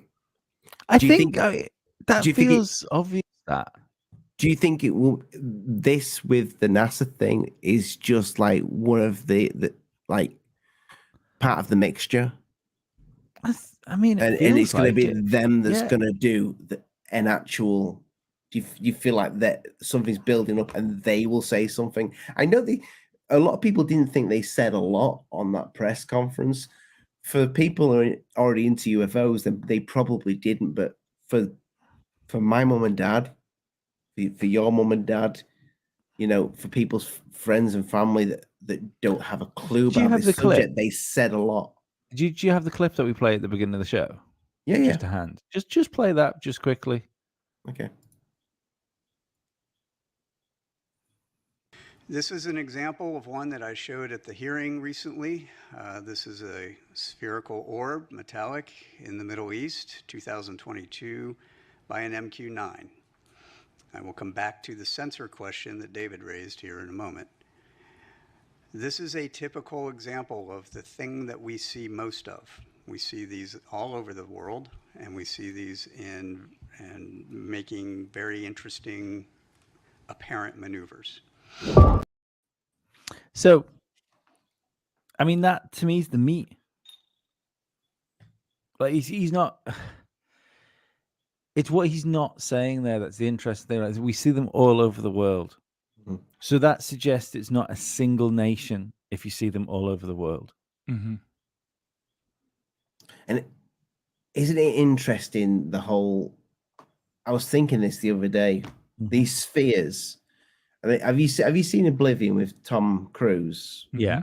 With the sphere things that are controlling, basically, they're watching what they're doing. Other Fallout, the game, if anybody's played that, that's got the little sphere robot thing that monitors what's going on. These spheres are in everything. See, oh yeah, it just said in the chat here, advanced drones. Now, great name. Probably. I mean, for all intents and purposes, yes. But right, so if they're American, yeah, that's the question. Whose? It makes no point. If they were American, we wouldn't be talking about them. The Americans wouldn't be talking about them because they'd be keeping it secret. That'd be, it's a stupid thing. That's like them showing pictures of the stealth bomber, going, "Whatever could this be?" before they fucking mothballed it. If they're seen all over the world, like what nation is it? And I feel especially right now, if they thought those were Chinese drones or Russian drones, especially Russian drones, they would say it.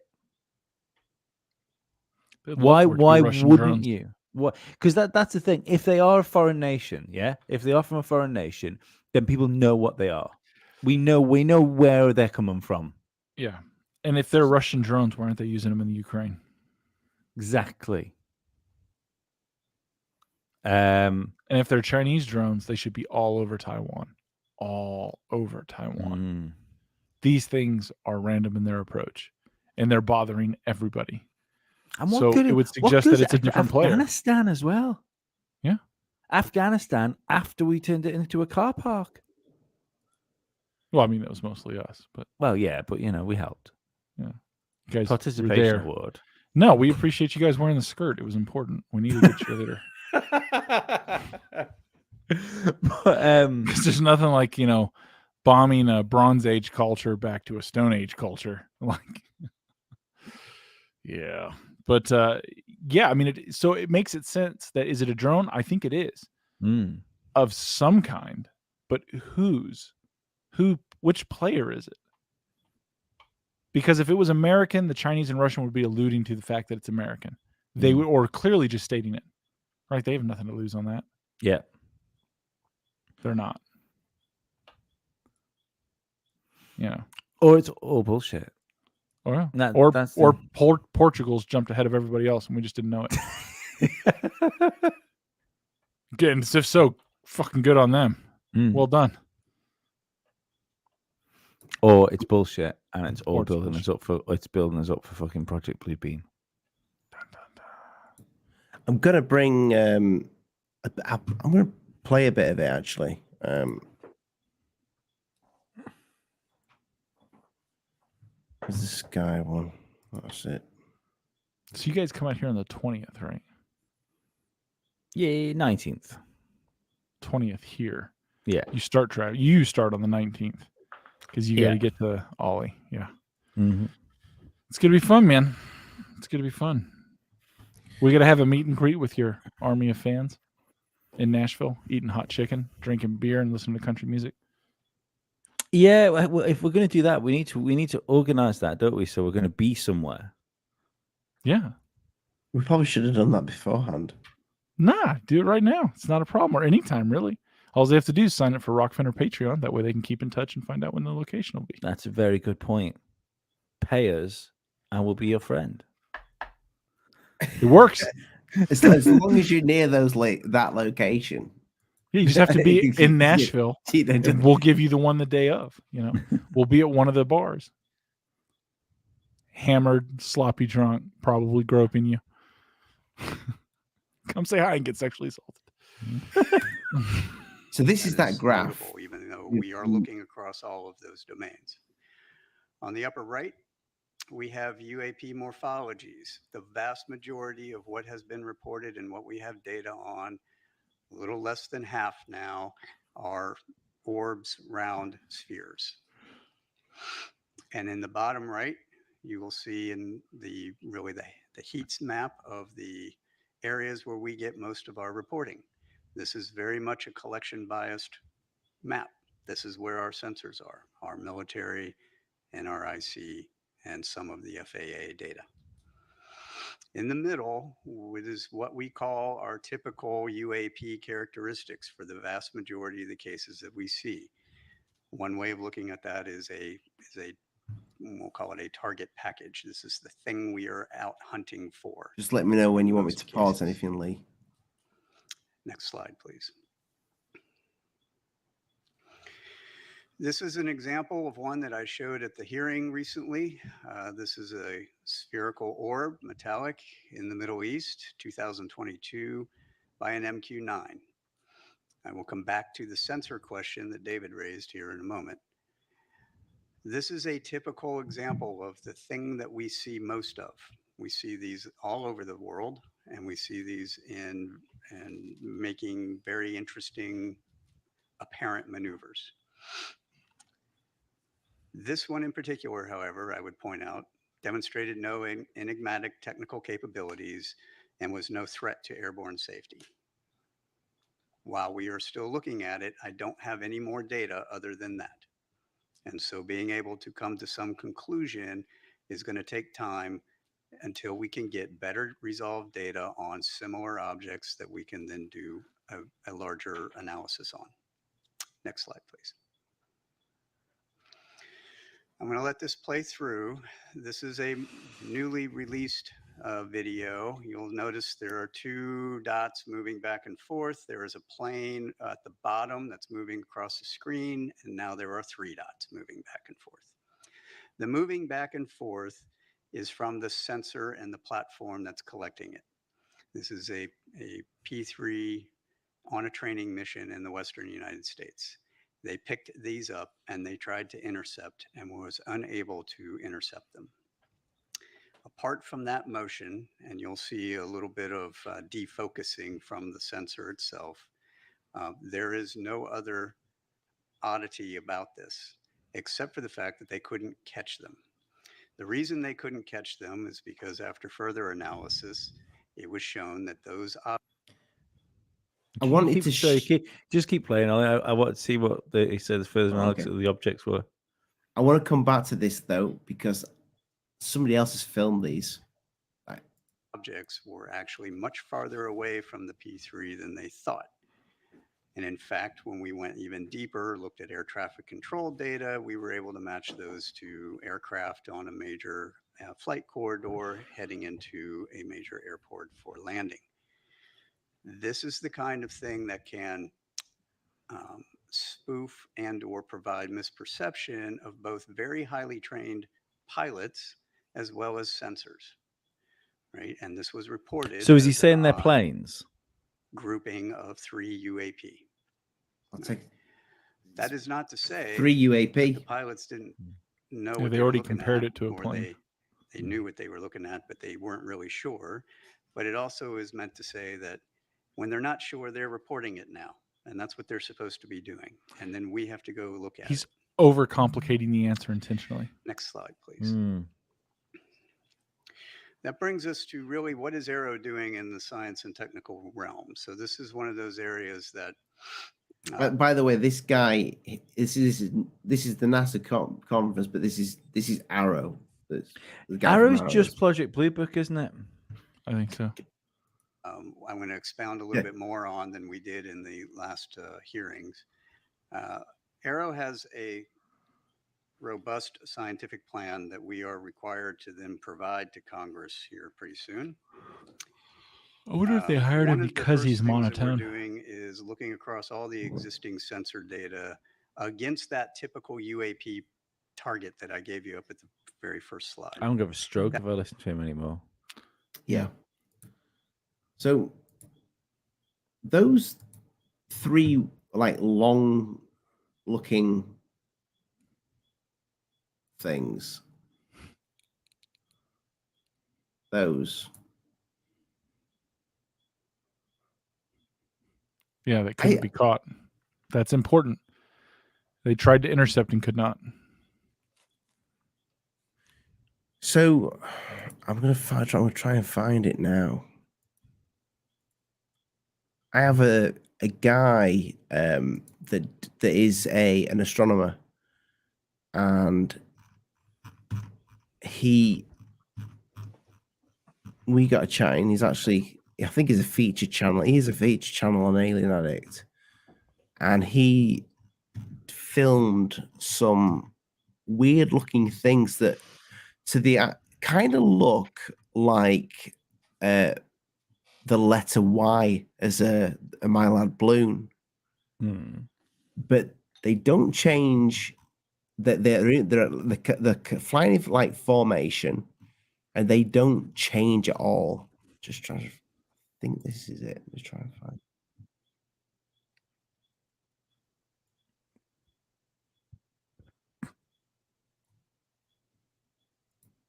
You guys keep talking because I'm just trying to find. I was just checking on the news alerts about the small plane that crashed. In Virginia, it flew over Washington D.C. and prompted fighter jets to scramble, and the fighter jets caused a sonic boom, and it freaked everyone out because there was a large boom because they're it's interesting. I always wonder when I see things like that, what are you trying to cover up? Yeah. Hey, we had one. I literally I reported on it as soon as it happened over my house. Sonic boom. Yeah. Wow. They said that it was a French aircraft that had gone off course. Oh. Or is the aliens coming to get you? Whatever. I think that. Right, so this, here we have it.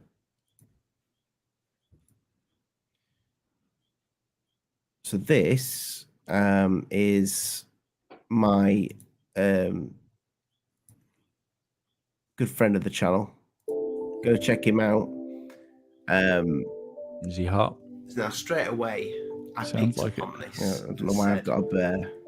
These are moving too fast for them to be balloons. I've never ever looked up, and I've seen many balloons in the sky. These are many different UFO. They look like people are claiming the letter Y. These things are alien spaceships. Now, he doesn't claim that these are alien spaceships, but he's been in touch with me of recent days about this and said, should he send it to MUFON? So, I think what I'd like you to do is head over to his channel. They guaranteed to do nothing about it. Put some great stuff out there, and I think one day he's going to have something absolutely fantastic for us. there's little gems like this on his channel constantly. Sometimes, I mean, I spotted 3 UFOs the other day that he hadn't spotted in one of his videos, and asked him what they were, and he hadn't noticed them in the actual video. I can't listen to myself. What's the deal with the teddy bear? It used to be because I didn't have anybody else, so I felt lonely. You were alone. Okay, gotcha. Before you met your wife, I got you.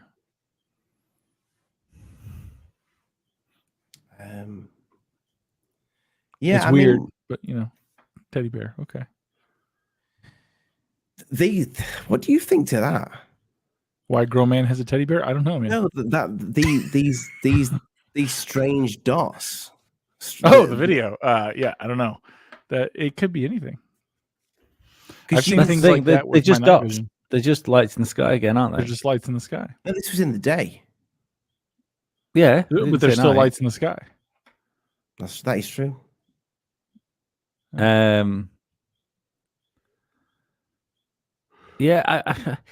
I don't know. There's only so many. It's interesting, of course, it's interesting, but there's only so many of these things you can watch and not become just fucking bored of. Yeah. So let's say they are something unknown. What is their possible purpose that we could gather? Right? They're either observing. They're not interacting in any way that we know or can measure. So it's got to be for observation, right? It's got to be for observation. So they're observing us. That's where I said that it's probably it looks like a Y. I've no idea how you're coming to that conclusion yet. I don't either. But then it could quite as easily be a cock and balls from here. Yeah, that's true. But a double ender. But they don't move, and they usually, if you see one of these balloons in the sky, they're moving around. They will move, but then those things just fly nose first, almost like in formation.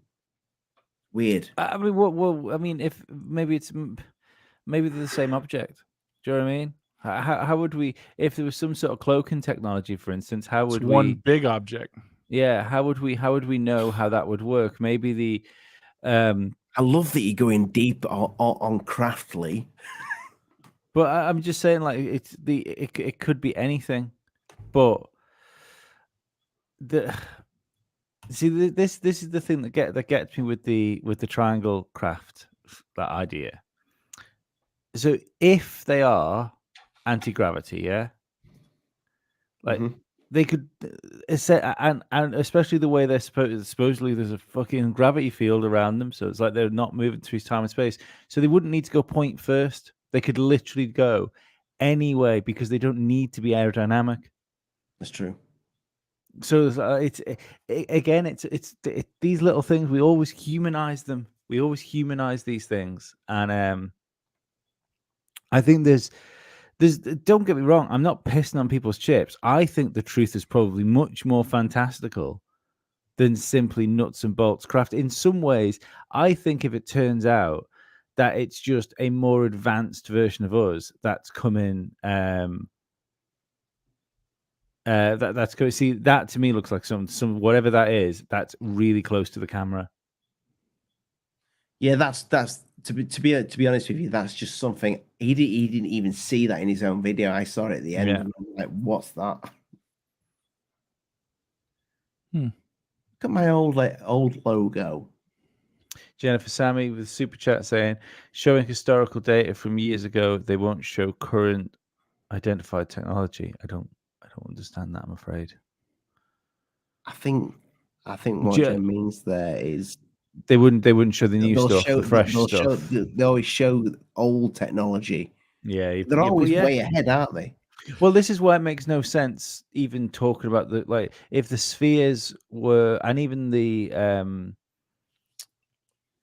Tic Tac, which I'm much more in I'm in the realms of thinking that's not real now. The Tic Tac.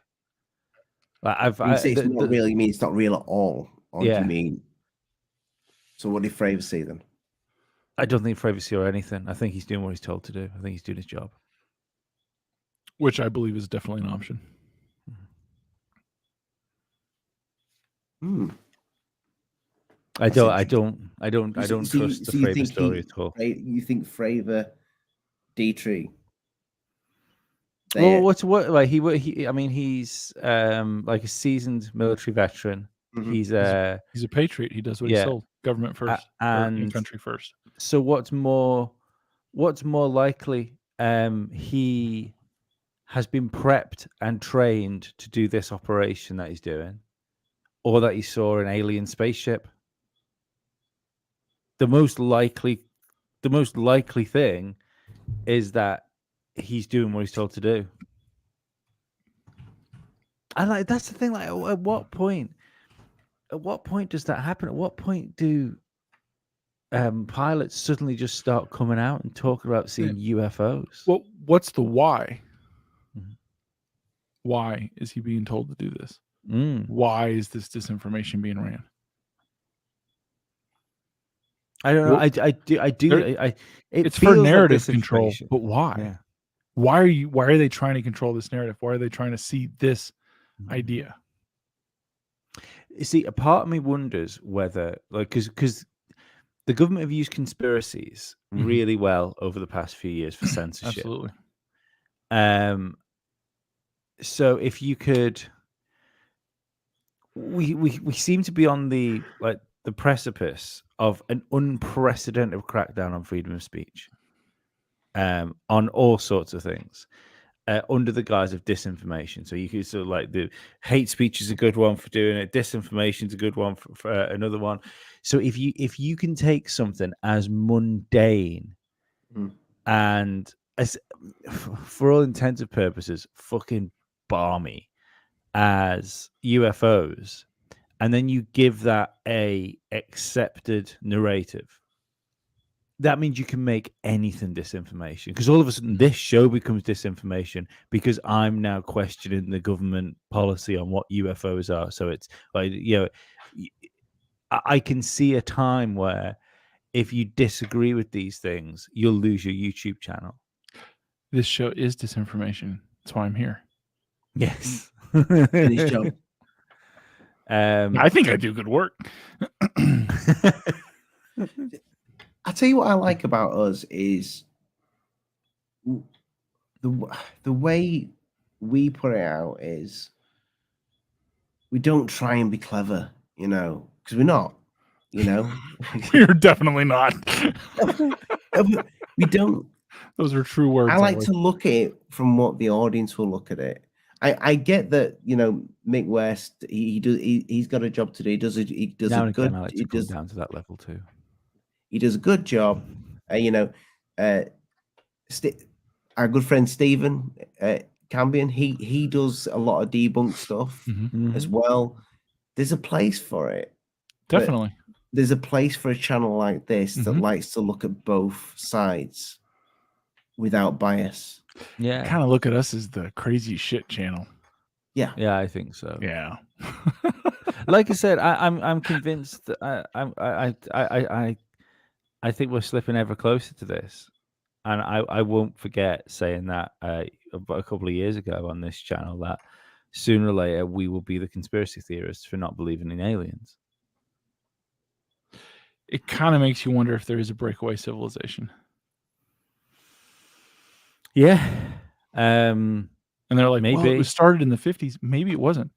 Maybe it was started in 1000 BC when they made huge leaps and they just kind of left all the other slow thinkers behind. And occasionally someone brilliant comes up and they snatch them up. Yeah, snatch up that genetic material and move on. Maybe that's the thing that's why we can't talk about flat Earth. Because in flat Earth, we talk about the Earth potentially being bigger than it is, or that there's more land or mass, or there's more to it. Maybe that's the question.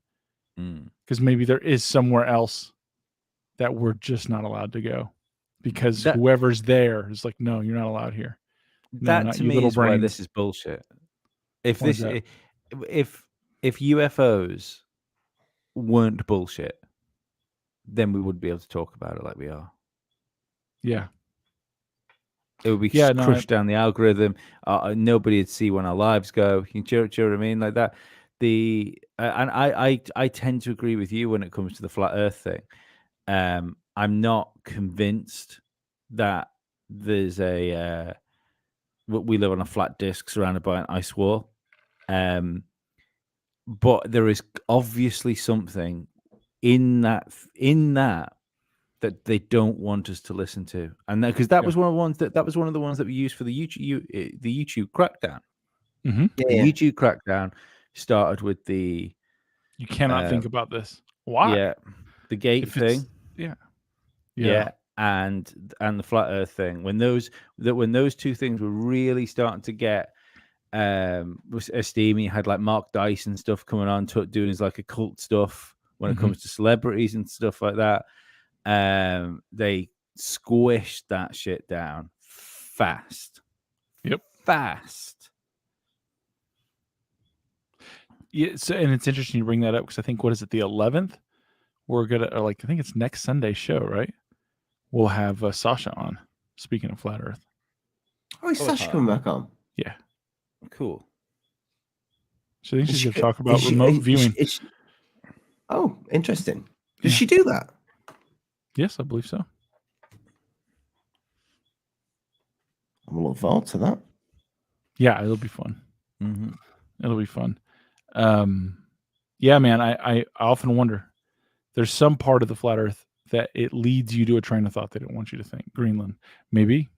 Mm-hmm. Or Antarctica. Maybe it's not what we think it is.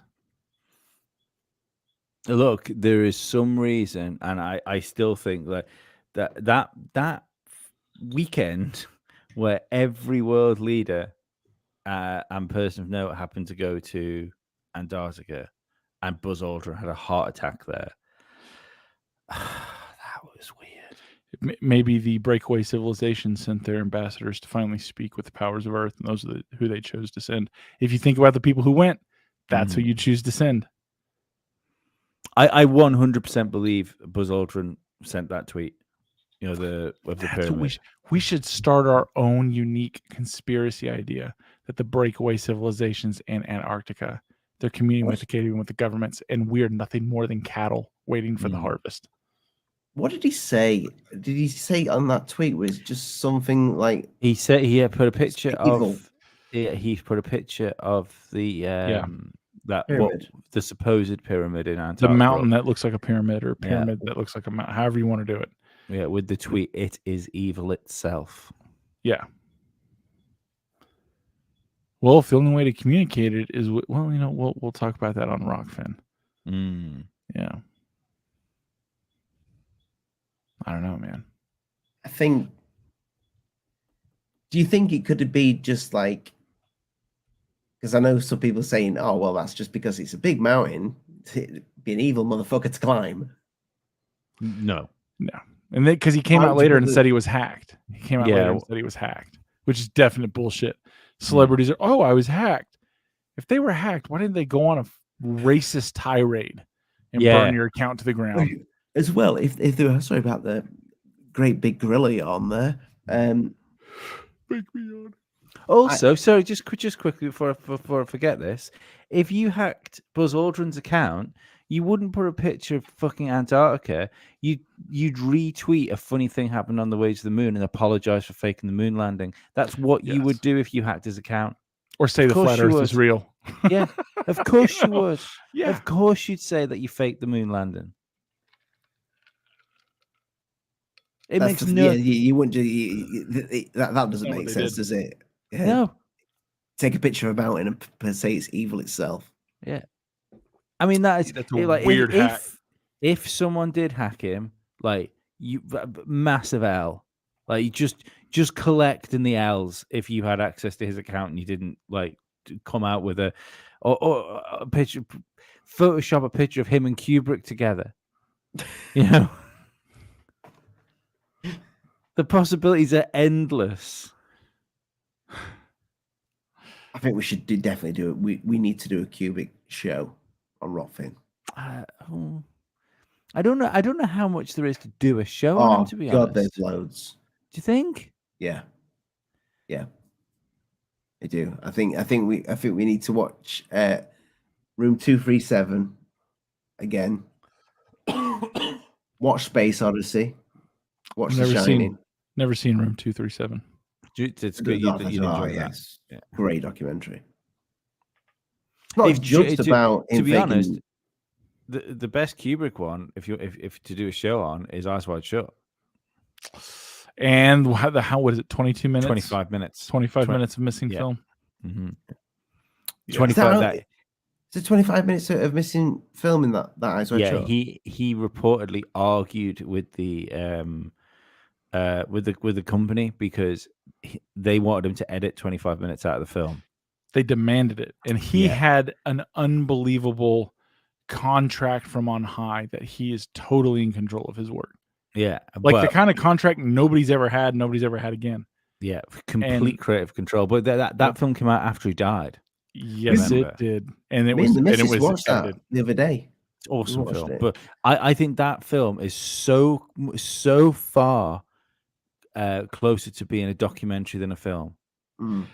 I think there's a scene in there with in the laundry. Yep. Yeah. 100%. I think there's way more to that, and that's what they cut out. They cut out what it was really doing, what it was really there for, and why all the powerful people were using it. Yeah. Yep. Yeah, 100%. I think that's what they cut out.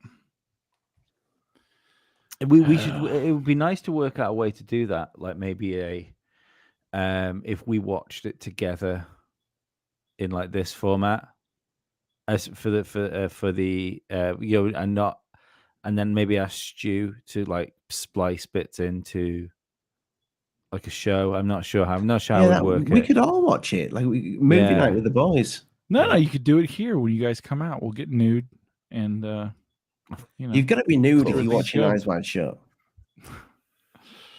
Yeah, I've seen that one. It's a bizarre movie, and then later on I found out 25, or I thought it was 22, but I guess 25 minutes were edited out, and I was like,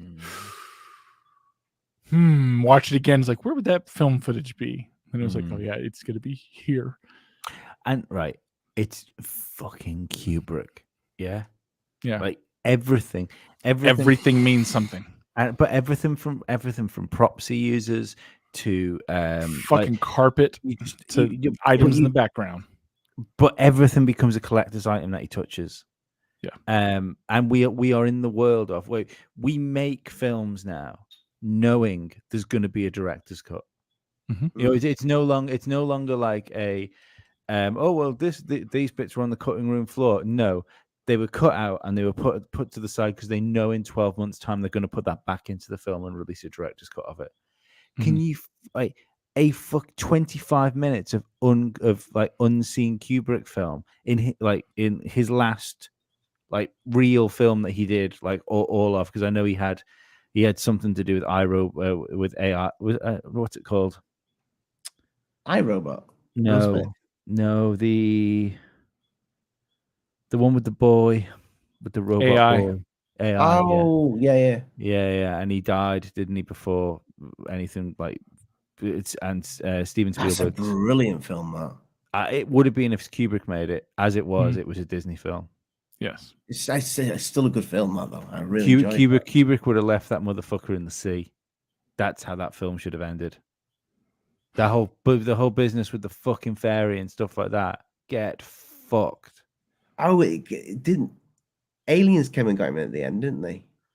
Oh, I fucking no idea what it was. Yeah. Spoiler alert, but I couldn't remember. I can't remember. I know it came to him in the form of a guardian angel, didn't it? And it was an alien. Yeah. Was it?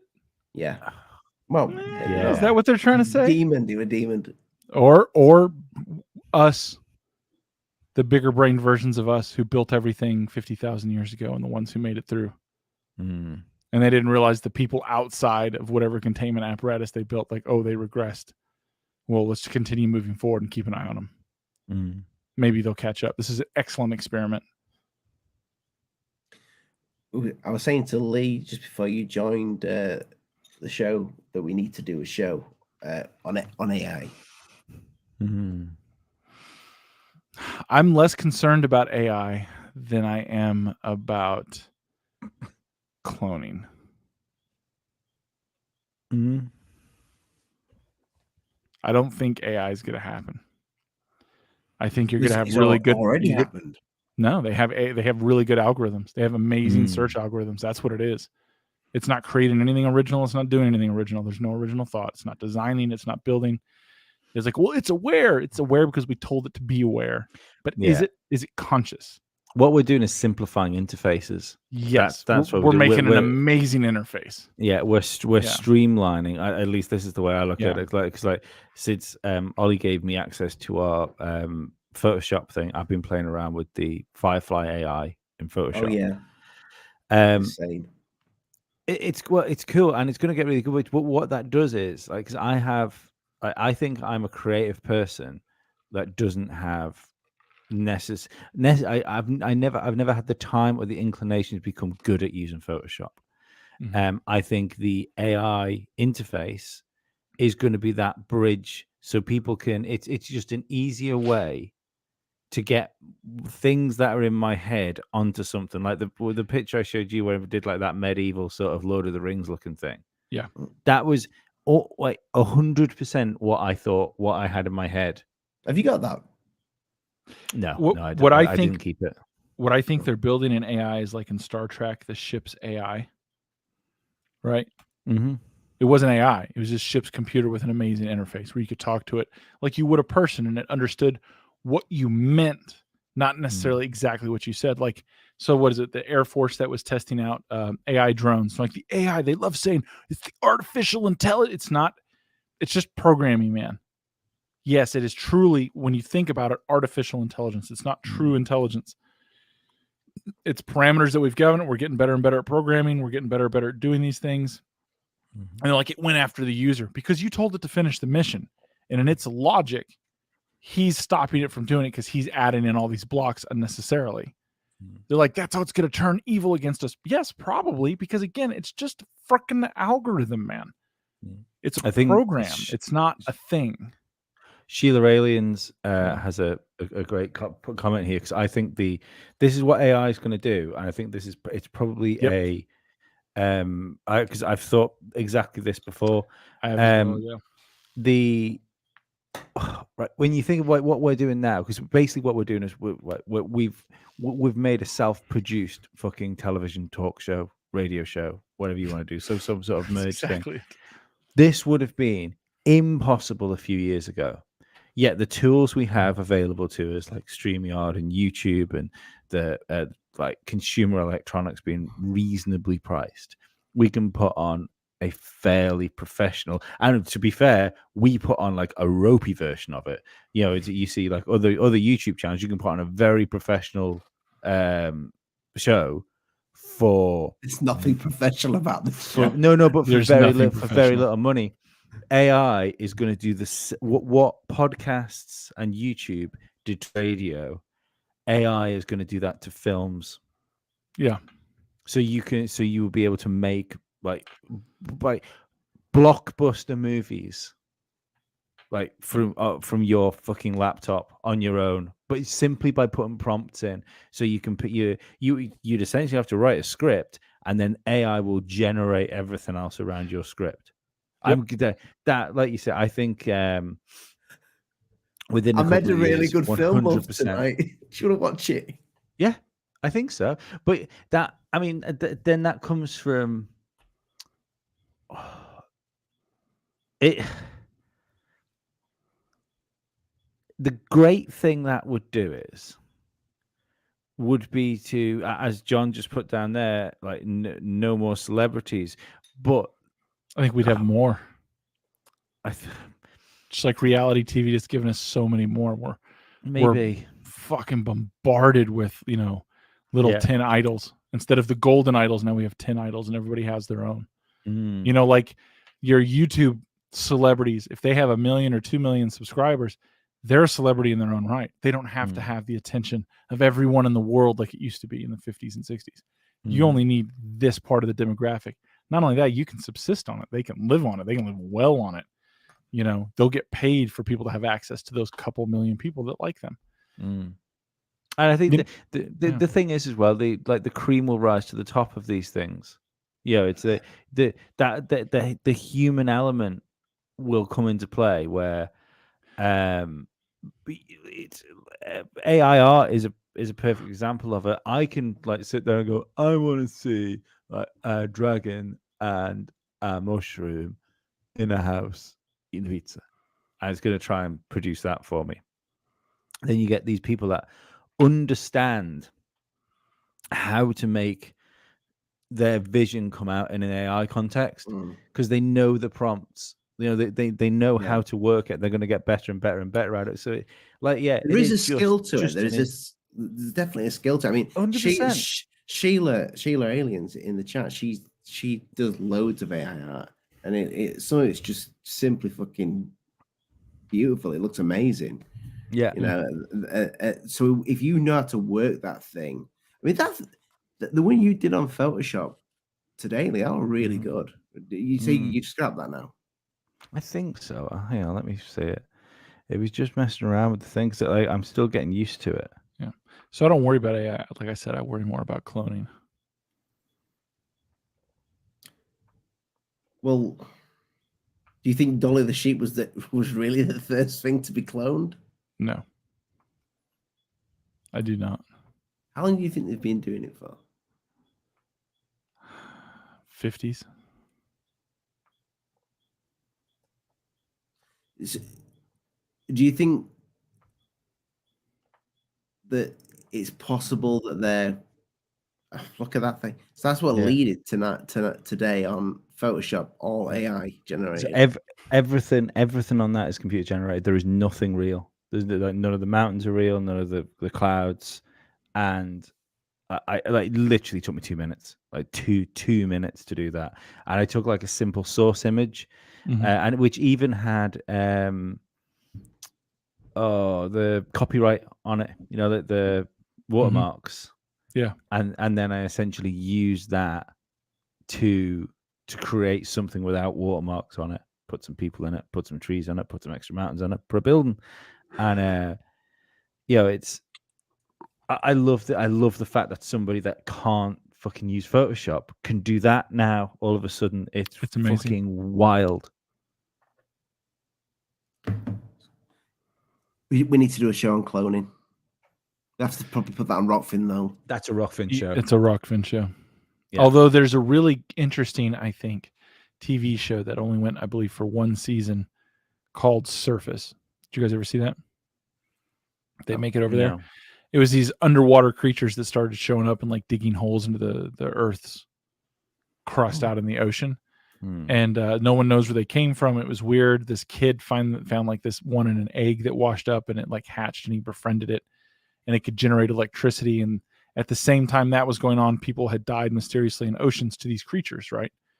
So you got this one guy who lost his brother. He's like trying to find out what happened to his brother, and hearing his brother call him, and kind of very post-traumatic stress things he's dealing with. And a woman who's a marine biologist who had like evidence of one. And so they're like running down these rabbit trails, and they end up finding this huge, not so much government conspiracy, but beyond government, like cabals of corporations and incredibly powerful people. And it stemmed back to like genetic manipulation and cloning. And they end up finding like the people in these labs, and there's these they're like a semi-government organization that's hunting them down.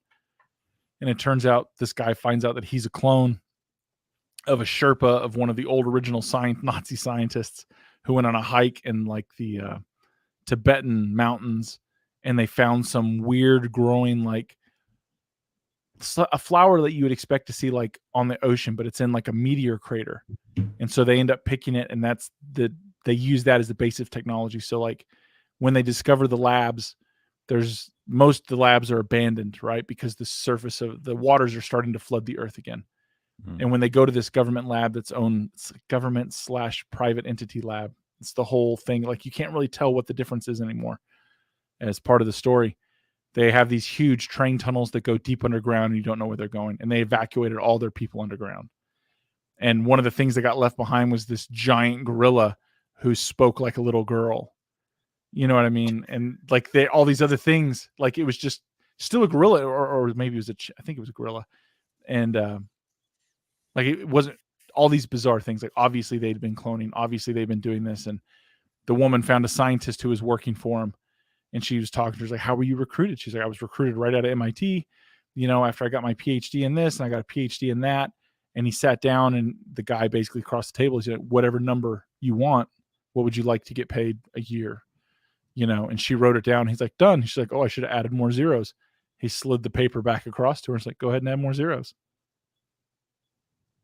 And then she's asking, how did you get scientists to work on this? She's like, I was just part of the science, and they paid crazy money.